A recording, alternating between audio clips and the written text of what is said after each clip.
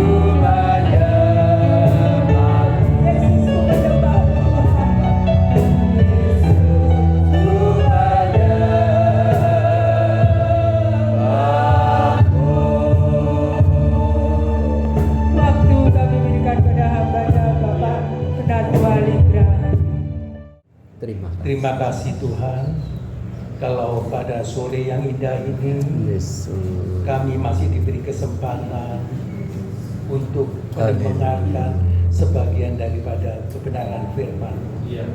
Hari ini merupakan sukacita yang besar bagi setiap kami. Engkau telah banyak memberkati kami. Amin. Engkau selalu menyertai kami.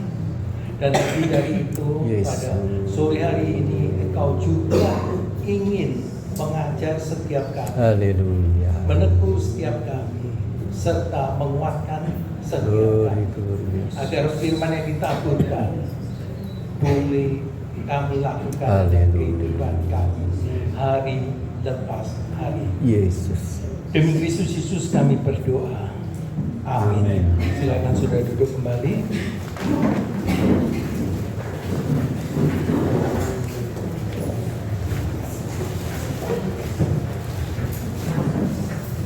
Firman Tuhan pada sore hari ini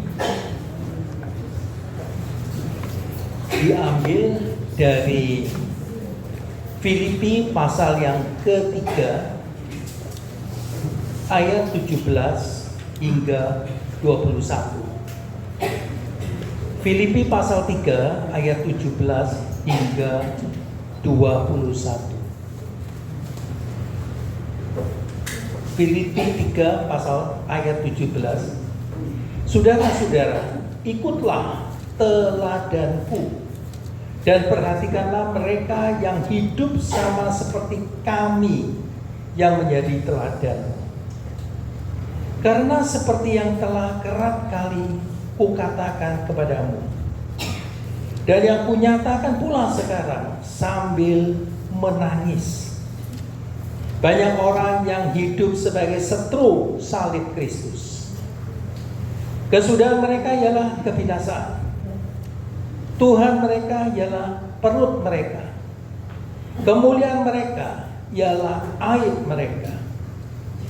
Pikiran mereka semata-mata tertuju kepada perkara duniawi. Karena kewargaan kita adalah di dalam surga. Dan dari situ juga kita menantikan Tuhan Yesus Kristus sebagai juru selamat, yang akan mengubah tubuh kita yang hina ini sehingga serupa dengan tubuhnya yang mulia, menurut kuasanya yang dapat menaklukkan segala sesuatu kepada dirinya. Demikian bunyi firman Tuhan. Firman Tuhan pada sore hari ini tetap di dalam tema besar kita, yaitu building on the foundation of Jesus Christ. Dan pada sore hari ini tema kita adalah jangan hidup sebagai setru salib Kristus, yang diambil di dalam ayat 18. Sudah masih heran ya, mengapa ini kok bisa dihubungkan ya dengan membangun pondasi daripada Tuhan Yesus Kristus. Kalau ini gagal, pengertian kita mengenai Yesus Kristus adalah gagal. Nah, memang pada sore hari ini kita hanya membahas 5 ayat. 5 ayat ini sudah perhatikan sungguh-sungguh dengan baik. Kita nanti akan mengulas satu persatu. Mengapa yang dikatakan setru salib Kristus? Itu apa yang dimaksud? Dan yang penting lagi, kita lihat waktu kita belajar di dalam Filipi, dan kalau kita perhatikan dalam segala macam cobaan yang dihadapi oleh Rasul Paulus, dia itu sangat tegar. Bahkan kalau kita perhatikan sampai di penjara di Filipi, dia masih bisa bernyanyi. dan memuji Tuhan. Nah, sore hari ini kita lihat ya, ada perkataan yang penting sekali. Seringkali jarang kita membahas. Ya, khotbah ini sudah seringkali diulang. Tapi waktu kita ditanya, mengapa sih Rasul Paulus mengatakan sekarang sambil menangis? Sudah masih tanya tuh, ini apa-apaan ini? Ngacepi macam-macam persoalan, mau mati, ya toh, pencobaan bermacam-macam, tidak pernah menangis toh. Tapi masalah ada suatu hal yang terpenting sekali. Waktu dia memberitakan yang dikatakan nasihat-nasihat kepada jemaat, dia menangis. Mengapa dia nangis? Nah, kita sekarang mau membahas ayat demi ayat. Ayat 17 dikatakan, saudara-saudara, ikutlah teladanku dan perhatikanlah mereka yang hidup sama seperti kami yang menjadi teladanmu. Di dalam NIV dikatakan my example, contoh saya. Oh, berani benar. Tapi ingat, karena kita tahu Paulus menunjukkan dia sebagai teladan, sebagai contoh hidup. Karena itu ada konfirmasi daripada firman Tuhan. Dia mengikuti teladan daripada Kristus. Tapi di dalam ayat 17 ini dikatakan, saudara-saudara, ikutlah teladanku dan perhatikanlah mereka yang hidup sama seperti kami. Kami itu sudah bukan Paulus saja dan beberapa teladan yang menjadi teladan. Sudah mesti tanya, siapa sih yang dimaksud dengan Paulus ini sebenarnya? Kalau kita perhatikan di dalam Filipi 2, 19 sampai 30, kita tahu itu pasti yang ditujukan kepada Timotius dan Epafroditus. Mereka itu sangat setia. Mereka itu sungguh-sungguh sebagai teladan. Tapi di dalam ayat 17 ini tidak dikatakan nama Timotius dan Epafroditus. Tapi dia katakan teladan dan perhatikanlah mereka yang hidup sama seperti kami yang menjadi teladan. Nah, ini suatu pelajaran yang penting. Hari ini kita lihat, kalau kita mengikuti contoh daripada Paulus, Paulus adalah pengikut Kristus yang setia. Tapi waktu kita belajar, apalagi saat ini, jangan bilang negara, masyarakat, mau gereja aja mau nyari teladan itu sulit, ini bukan main. Betul loh? Sudah mau cari siapa sih teladan ini? Nah, ini penting. Dan kalau kamu mengikuti teladan hanya seseorang yang kamu agung-agungkan, akhirnya kamu membuat dia menjadi idola. Idola ini dasarnya apa? Idola itu apa? Kebenaran yang menurut kamu. Tapi maksud daripada Paulus ini jelas beda sekali. Maka ingat sekali, seperti saudara di sini ikut Kris, ya, Yanto, ya, Pak Budianto, ya, Pak Handoko, Pak Anugrah, itu masing-masing pasti ada kelebihan, pasti juga ada kekurangan. Jadi saudara tidak bisa mentang-mentang terus mengikuti terus-terusan di sana. Hari ini mengapa kita kekurangan teladan? Orang merasa dia adalah Paulus. Kamu ikuti teladan saya. Terus diperhatikan. Ya, 10 tahun, 15 tahun hancur. Sama sekali. Jadi teladan ini gak mudah. Sehingga waktu kita lihat, waktu kita belajar pun, itu penting. Belajar banyak teladan. Ini salah satu rahasia saya sampaikan kepada saudara. Saya biasanya belajar itu pendeta-pendeta, penulis-penulis yang top, tak ikuti terus itu. Khotbahnya tak ikuti. Sampai suatu ketika sudah beberapa, ada yang bisa tahan sampai 3 tahun, ada yang 2 tahun, ada yang kelihatannya berkobar-kobar, tapi isinya begitu-begitu saja. Sehingga waktu pertama saya mendengarkan, waduh bagus. Kedua tak dengarkan lagi, ketiga tak dengarkan lagi. Terus kok diulang-ulang. Ya, jadi ini bukan mengurangi hormat kepada mereka, tapi kita harus tetap berpegang kepada kebenaran firman Tuhan. Seringkali hari ini kita akan ngeliat waktu belajar firman Tuhan apa? Pertama, belajar. Terus kedua, setuju. Loh saudara, setuju dan setuju, harus setuju kok. Alkitab tidak kita berubah. Saudara tidak setuju, tidak ada masalah. Tetap harus ikuti. Jadi tidak usah mengikuti ajaran-ajaran, waduh teladan ini demikian. Loh kok mau nunggu kamu setuju? Loh kamu udah setuju, urusannya apa? Itu loh, kamu harus pintar di sana. Tidak perlu perkataan, wah ini firman Tuhan yang disampaikan oleh pendeta yang paling top. Terus kamu merasa demikian. Loh tidak ada urusan. Yang penting apa? Yang di dalam firman Tuhan yang katakan. Kamu harus sebagai teladan. Teladan ini sulit sekarang. Hari ini kita hidup seperti orang tidak ada pegangan.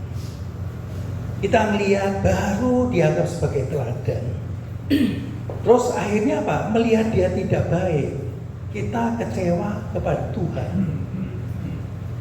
Ini menjadi masalah.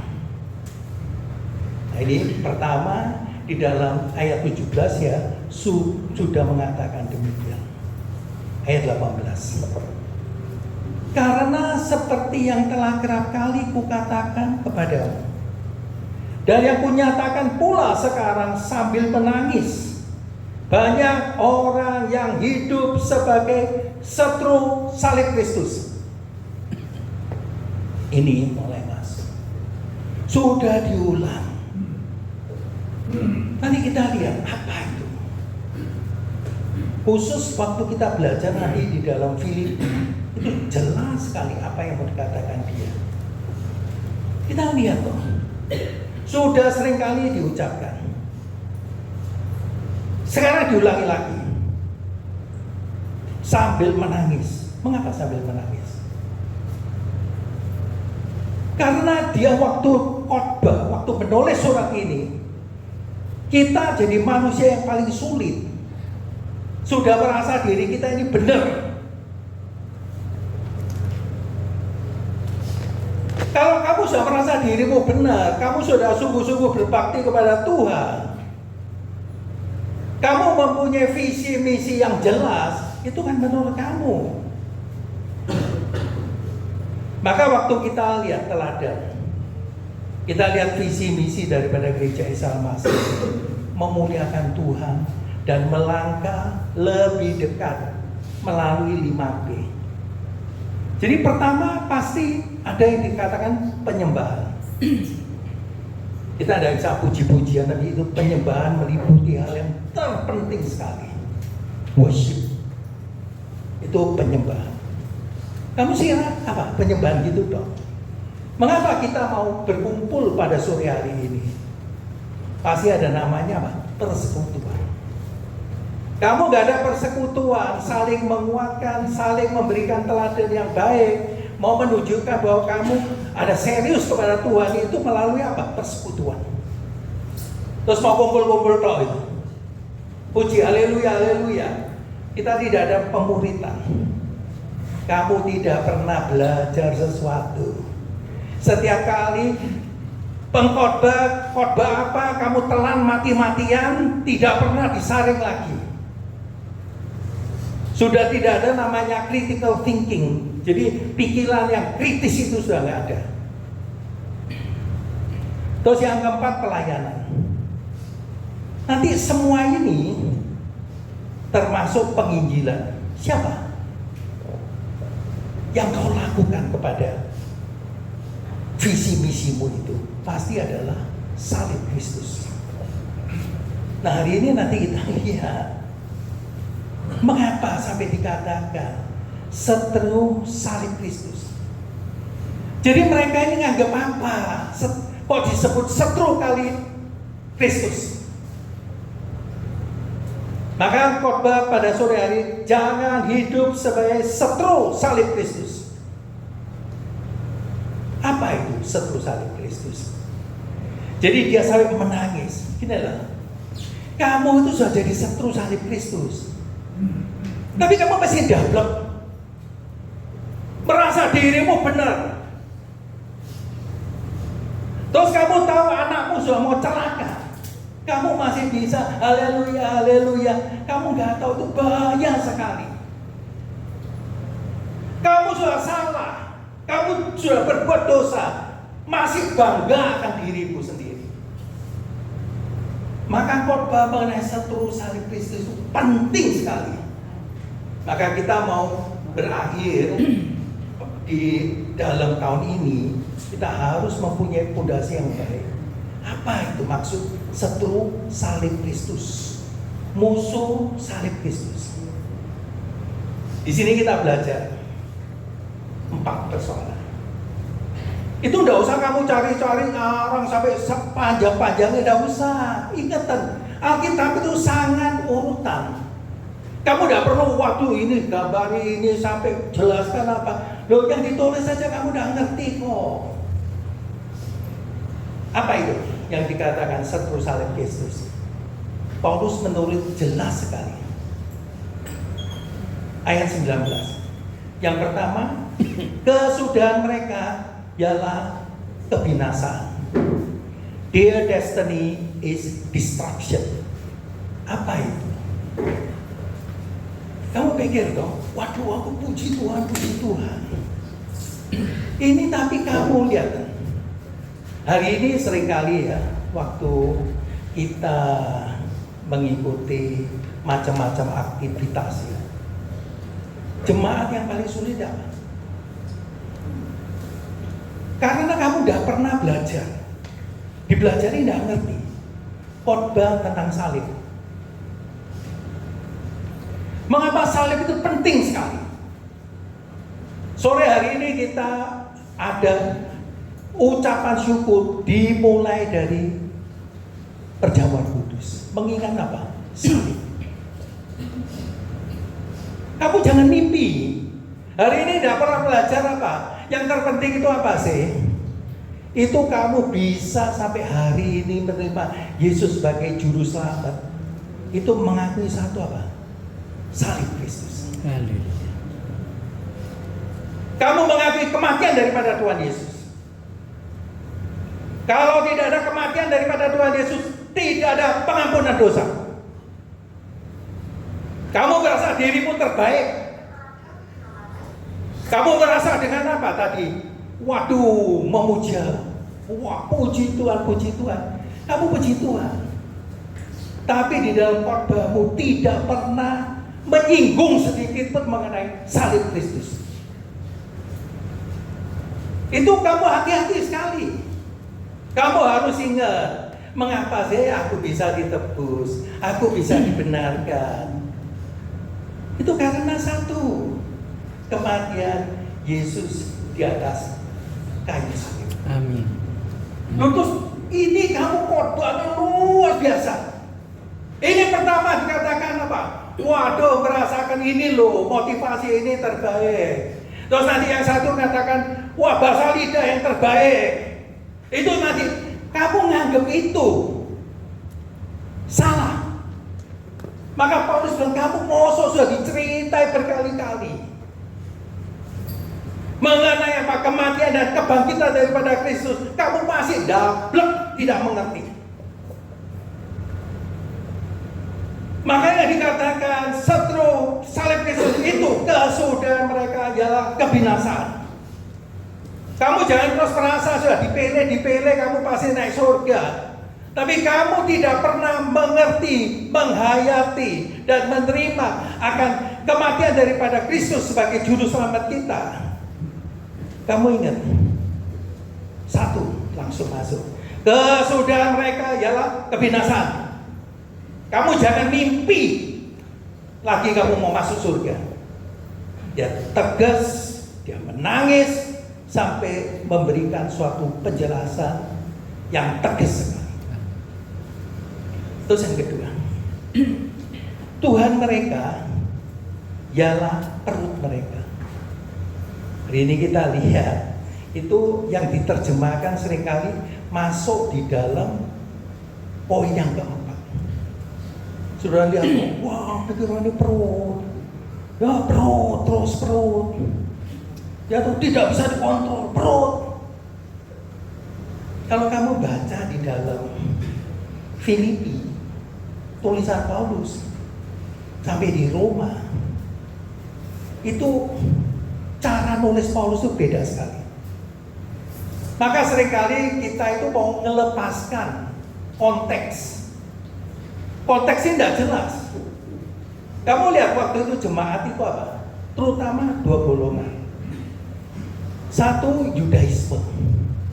Orang sebelumnya sudah ketat sekali ajaran daripada Taurat. Yang satu, orang new converted, orang yang baru berubah, orang Roma. Ingat kan? Jadi dua ini bergabung. Nah ini ada perbedaan. Nah coba kamu lihat, bagi pikirannya orang Yahudi ini apa? Kamu percaya salib, percaya Yesus sudah cukup. Perlu ada ditambahnya ya apa? Nah, makanan minuman. Itu apa ceritanya? Urusannya satu apa yang penting? Hari ini kan kita ngalami itu halal dan haram, boleh dimakan, tidak boleh makan. Tiap hari ceritanya satu. Kamu bukan masalah apa, itu masalah perut yang dikatakan apa? Tiap hari halal, haram, halal, haram, halal, haram. Kamu merasa apa-apaan tuh? Terus nanti yang makan ini merasa lebih bangga, lebih suci.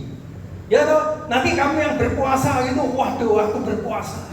Raketok-ketokan orang itu. Loh, masa perkara itu kamu masuk surga sih? Hebat ya tulisan. Kamu jangan terus-terusan seperti di sana. Itu seteru daripada salib. Kamu tidak mengakui salib. Waktumu kapan? Kamu apa yang kamu khotbahkan? Tiap kali apa yang kamu katakan? Selalu apa? Haram, haram, haram. Mosok sih seperti itu hidupmu mau apa? Ya, terus bukan segala sesuatu dari apa yang kita makan, tapi apa yang kita ucapkan. Ini penting sekali.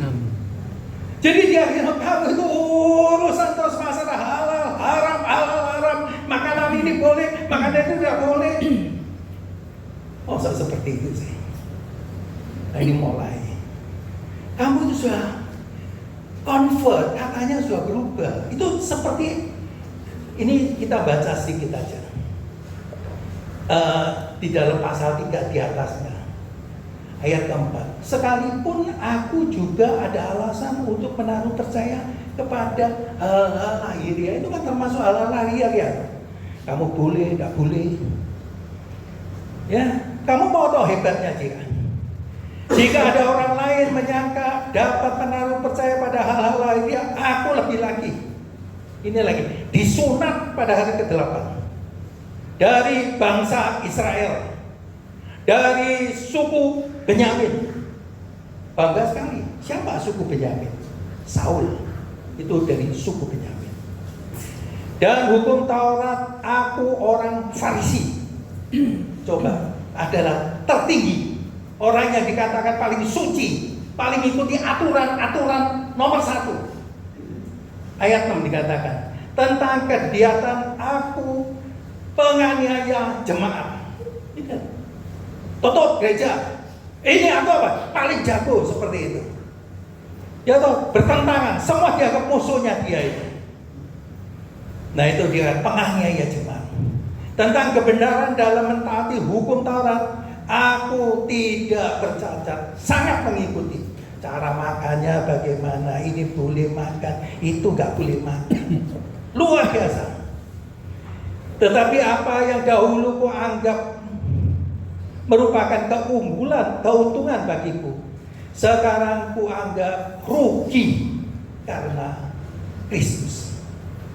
Ini malahan segala sesuatu ku anggap rugi karena pengenalan akan Kristus Yesus, Tuhanku.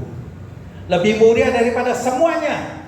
Oleh karena dialah aku telah melekatkan semuanya itu dan menganggapnya sampah. Anggapnya ragis, tidak ada gunanya total ini. Supaya aku memperoleh Kristus. Coba. Jadi terus jangan terus urusan seperti itu.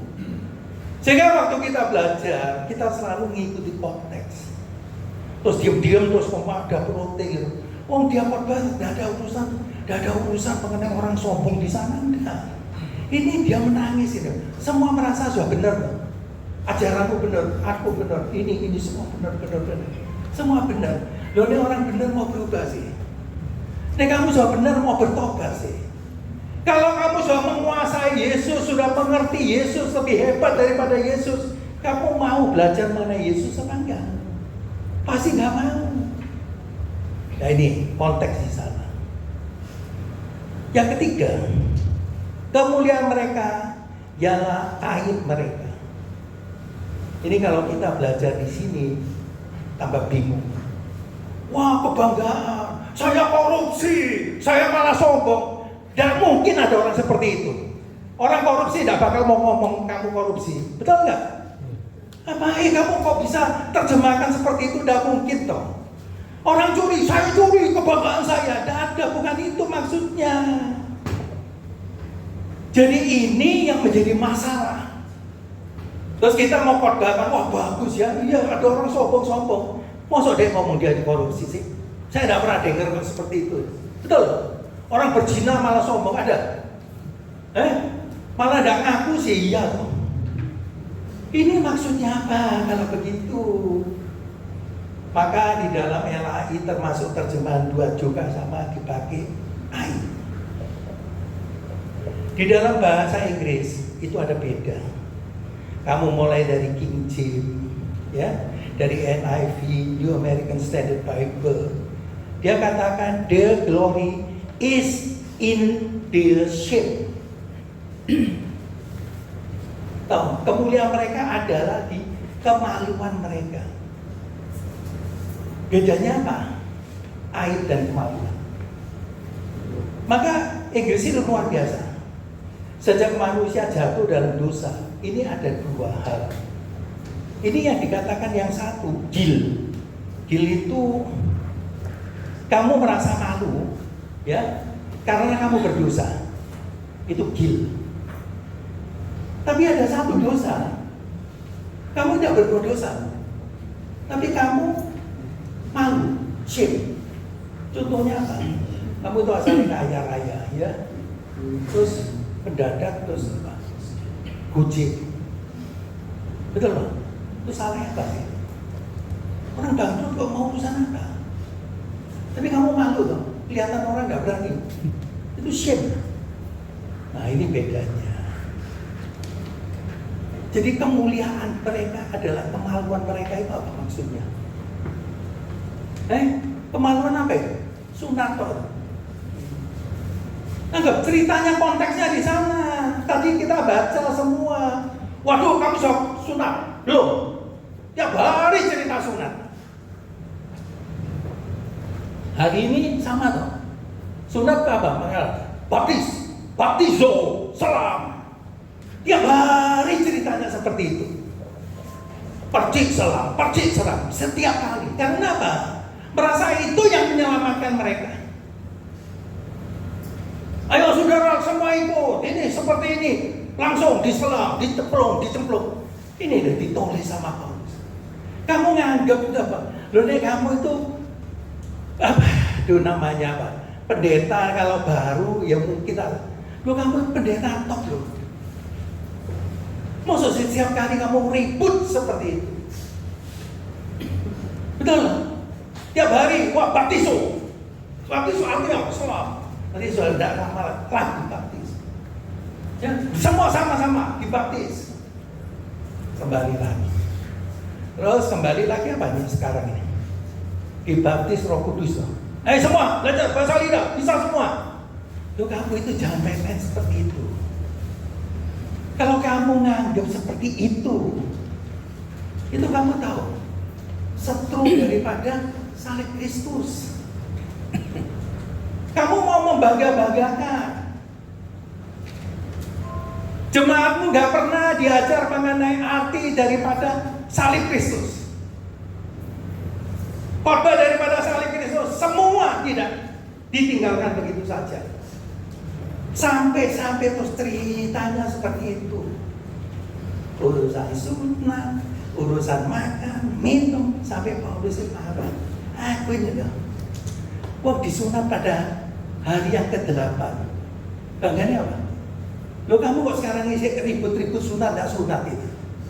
Tapi bagi aku itu apa? Rabis. Coba dia berani berkata demikian. Hari ini coba ya apa?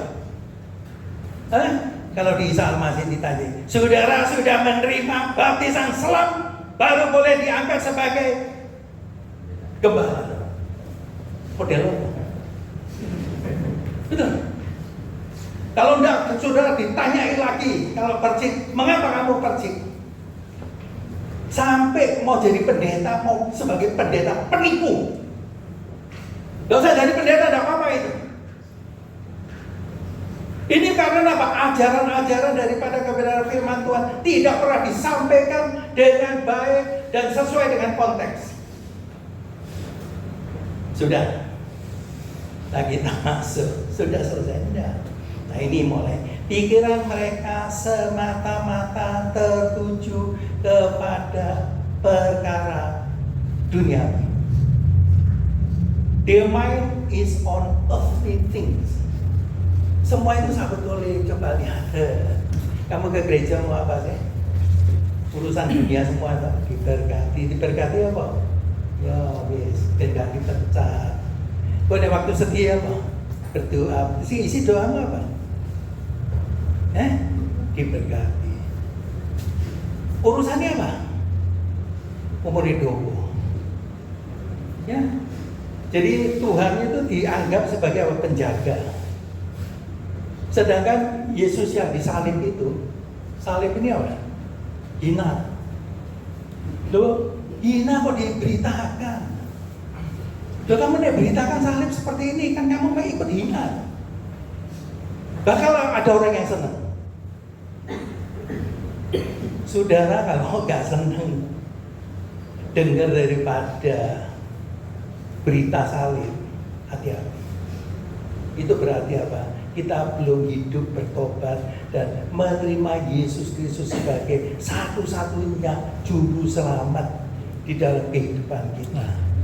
Yesus sendiri mengatakan, tidak seorang pun yang sampai kepada Bapa kalau tidak melalui aku. Itu sudah jangan ditawar.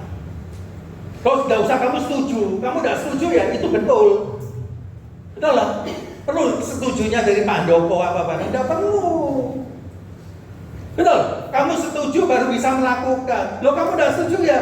Kalau kamu sungguh-sungguh mengerti kebenaran daripada firman Tuhan, kamu pasti bisa melakukan. Itu janji daripada Tuhan. Tuhan sendiri tidak pernah mengingkari janjinya. Nah ini penting. Coba pikirannya. Mereka semata-mata. Jadi ini bukan terjemahan kita yang kurang baik. Jadi the mind, ya, akal budi pikiran hidupnya mereka semuanya apa? Hal-hal dunia. Segitu aja ceritanya. Bukan seakan memangnya sih dipikir gitu. Nah ini yang menjadi masalah. Terus kamu berani korbankan seperti itu? Jemaatmu banyak. Semua jemaat yang kepingin apa sih? Selamat, dilindungi, ke luar negeri dijaga, anaknya lulus dengan baik, ya toh? Yang perlu ya suatu hari nanti menjadi orang. Menjadi orang itu apa maksudnya? Betul, kamu harus sukses. Oh jadi kalau kamu tidak sukses bukan orang. Kita ini sudah terus-terusan dibuat main-main di sana.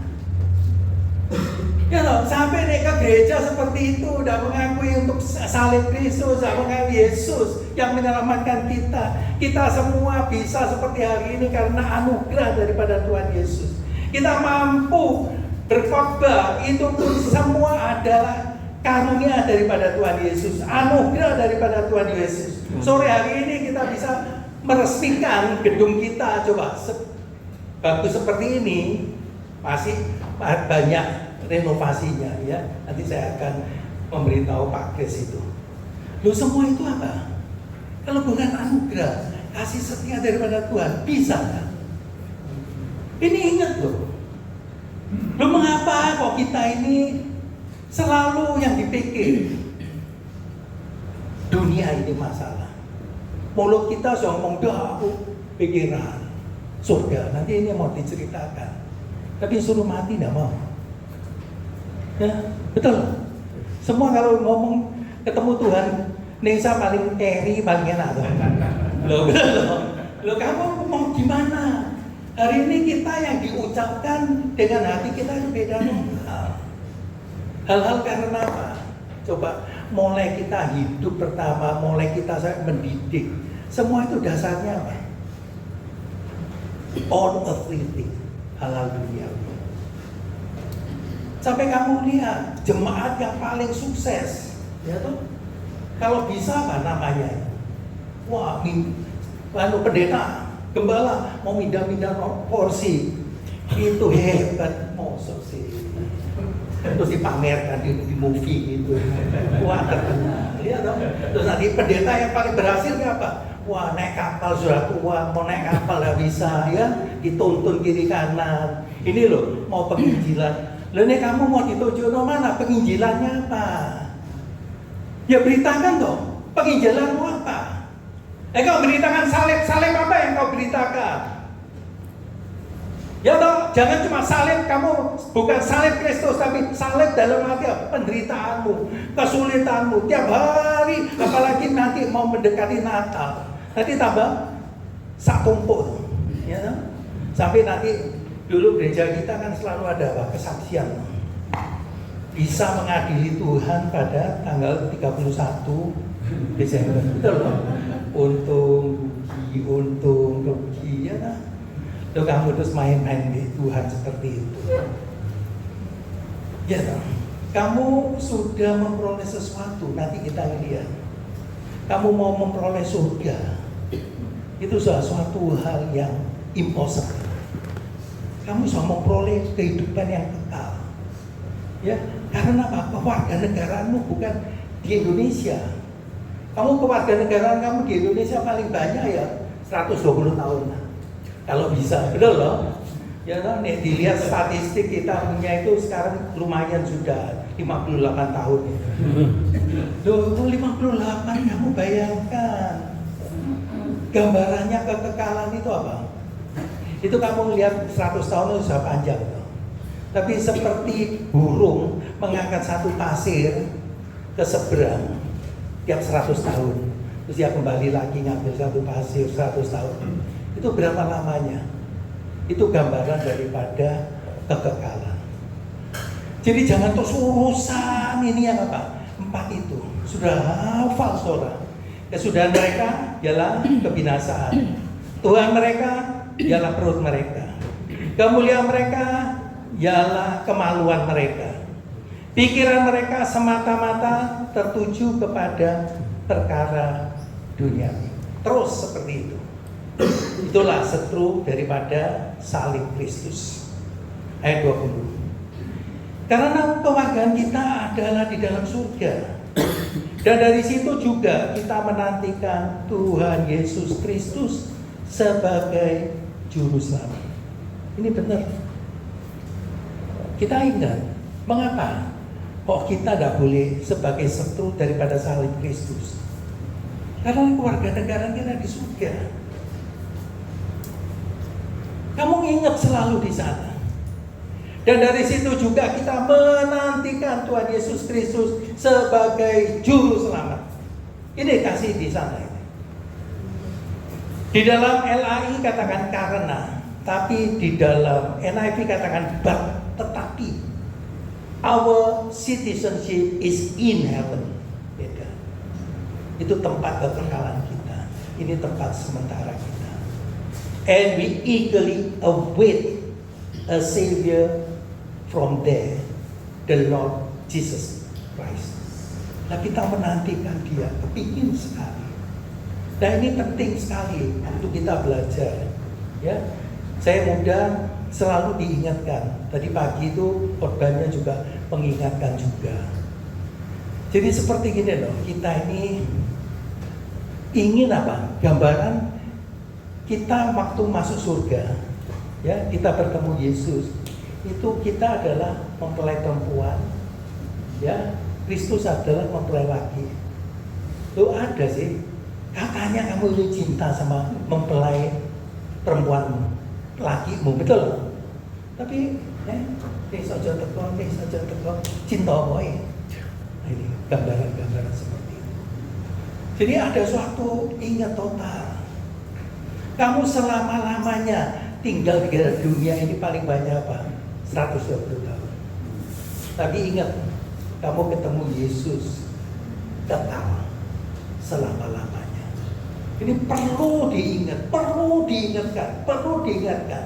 Sampai untuk inilah, sampai lihat Paulus sampai nangis. Maksud kamu udah ngerti masalah ini.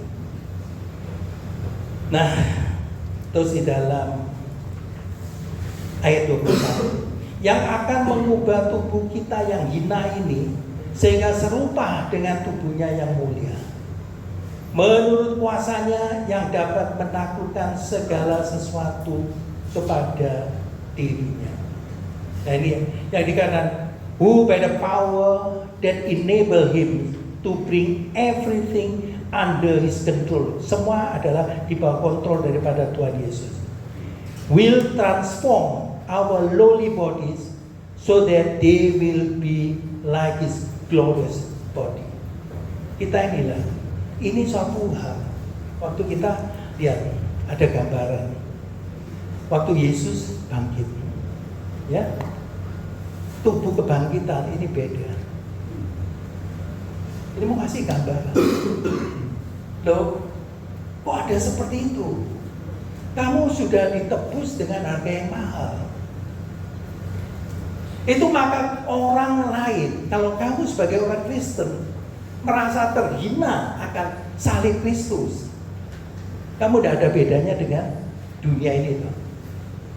Hari ini kita lihat dunia kita ini sudah dipengaruhi dengan apa sih? Itu namanya postus. Postus itu gimana? Sesuatu hal yang nggak benar tiap kali diulang. Puji Tuhan saudara diberkati, diulang. Terus sampai anak cucu kita apa? Percaya mana? Ini postus. Kamu lihat ada, wah, terus tiap kali ngelek-ngelekkan orang Kristen. Yang penting apa? Perbuatan. Jadi dia orang dunia ya gitu, terus cus. Itu cus apa? Orang seperti itu kamu tidak usah lihat, tidak perlu itu. Itu orang bodoh, bukan main itu. Karena dia apa bedanya? Dia tidak ngerti salib Kristus. Dia adalah musuh daripada salib Kristus. Itu loh. Saudara dipegangi seperti itu. Jangan kamu menghina akan kematian daripada Kristus. Setiap orang yang merasa dia pintar, hebat, tapi dia menghina Yesus itu apa? Sebagai ya semua orang hebat loh, guru yang bagus gitu. Tapi kalau dibandingkan orang tua kita, yang menang orang tua kita, saudara. Terus kamu? Ya loh. Terus kamu udah apa? Wah, betul nih, apalagi kena cus, selesai. Masa urusan itu cuma dari cus saja. Nah ini, ya. Kamu lihat, jadi ini ajaran kita tubuh kemuliaan. Coba waktu kita memperoleh tubuh kemuliaan beda, tidak ada rasa sakit, ya toh, selalu hidup itu apa? Bersama-sama dengan Tuhan. Nah, di sini ditutup. Sebetulnya waktu kita belajar di NIV, ditambah nasihat-nasihat kepada jemaat, ditambah satu ayat lagi di dalam ayat 4, pasal 4 ayat 1. Karena itu, saudara-saudara yang kukasihi dan yang kurindukan, sukacitaku dan mahkotaku, ya kan? Kamu itu sudah lihat mahkotaku. Berdirilah juga dengan teguh dalam Tuhan. Stand firm in the Lord. Hai. Karena ini ya gedungnya sudah bagus, saudara ya. Cuman mungkin nanti perlu perbaikan perbuatan, terutama mengenai AC.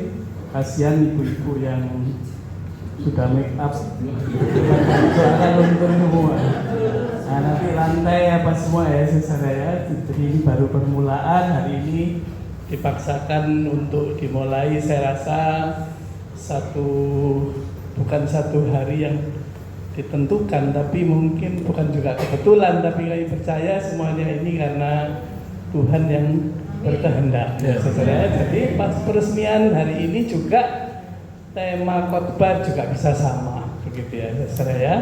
Kadang-kadang ya saya terus terang nggak persiapan kalau disuruh sambutan, cuma saya ada kepikir sedikit tadi sebelum tanda tangan di situ. Kadang-kadang kita mikir gini ya, gedung gereja ku api, gitu ya, gereja ku api, gitu ya saudara ya. Nah, saya cuma ingin sedikit menyampaikan kepada saudara bahwa sebenarnya yang disebut gereja itu adalah kumpulan daripada orang-orang percaya, ya saudara, yang dikumpulkan oleh Tuhan, ditarik dari kegelapan menuju kepada terangnya yang ajaib. Jadi kumpulan daripada orang-orang percaya, kumpulan keluarga-keluarga yang percaya pada Kristus, yang ditarik dari kegelapan menuju kepada terangnya yang ajaib. Itu adalah arti daripada arti sesungguhnya daripada gereja adalah seperti itu. Jadi bukan gedungnya ini, tapi kalau gedung, yaitu sarana yang diberikan Tuhan supaya jemaat-jemaat Tuhan nanti, jemaat yang dikumpulkan ini bisa dibina, bisa diperbaharui hari lepas hari, saudara ya. Dan yang paling penting, saudara ya, karena ini adalah sarana, saya percaya bahwa setiap jemaat daripada kita semua ini, Gereja Salmasi Tengger ini, saudara mesti ingat dengan adanya sarana yang baru ini, saudara ya. Tapi ini juga saya percaya nanti akan bertahap, akan lebih baik, lebih besar ya. Karena apa? Karena di situ dengan ada gedung yang baru itu berarti Tuhan menyertai, Tuhan memelihara. Ya, sampai hari ini tetap gedung yang tadinya itu mereka semua ini ya, ibu, bapak-bapak yang di belakang itu juga ragu untuk merenovasi ini. Hari ini kita bisa melihat kebesaran daripada Tuhan.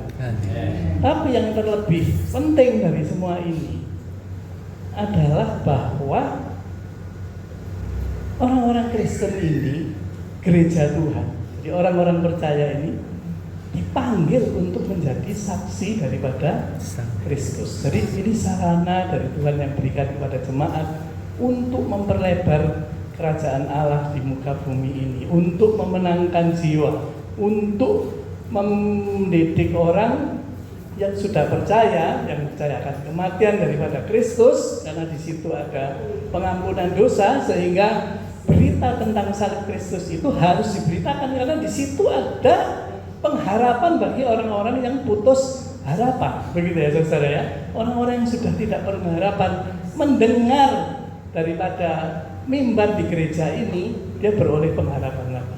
Terlebih bagi orang-orang, bagi kita yang percaya akan kebangkitan daripada Kristus, dia akan memperoleh satu kehidupan yang baru, ya, dikuatkan hari lepas hari seperti kehidupan daripada Kristus. Kiranya Roh Kudus sendiri yang menolong kita semua, yang menolong jemaat di Tengger ini untuk semakin hari semakin menjadi saksi Kristus yang berguna untuk kerajaan surga, sehingga gereja ini atau gedung ini boleh dipakai benar-benar, boleh menjadi berkat bagi kita semuanya, terutama untuk kemuliaan bagi nama Tuhan. Terima kasih, selamat malam dan berkati.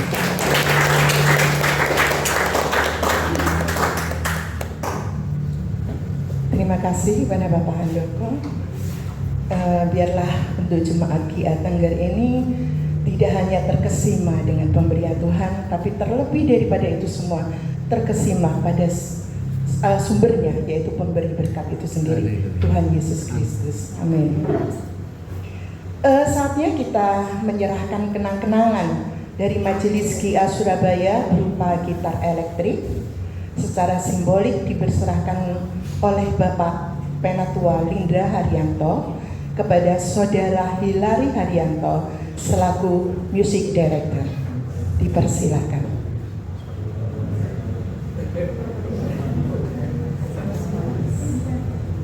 Saudara Nato diberikan ke Pak Lindra. Nanti dari Pak Lindra diberikan ke Saudara Hilary Haryanto sebagai dari Music Director.